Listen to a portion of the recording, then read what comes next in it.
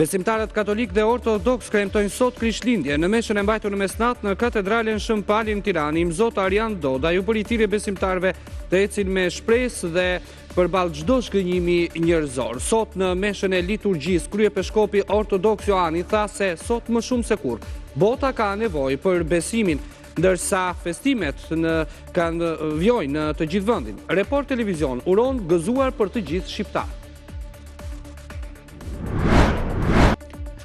Krerët e shtetit dhe politikanët uruan Krishtlindjet për besimtarët e krishterë. Le të jetë kjo një ditë burim paqe dhe gëzimi, shkroi presidenti Begaj. Kryeministri Edi Rama uroi duke postuar një imazh të shkëputur nga vepra monumentale e Pjetër Bogdanit, Qeta e profetëve. Pas vizitës në katedralen ortodokse, Berisha uroi Krishtlindje më të mirë vitin tjetër. Nga paraburgimi i Durrësit, Krishtlindjet i uroi edhe kryebashkiaku i Tiranës Erion Veliaj.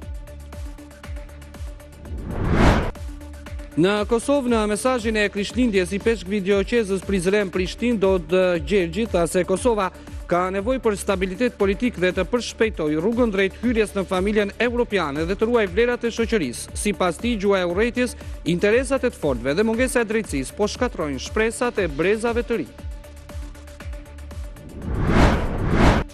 Babagjyshi këtë vit në Himar nuk erdhi nga deti, por zbriti me parashut dhe u prit nga fëmijët në shëtitorin e qytetit. Kryetari i Bashkisë Himar Zvangjel Tavo tha se surprizat në Himar nuk do të mungojnë vitin e ardhshëm.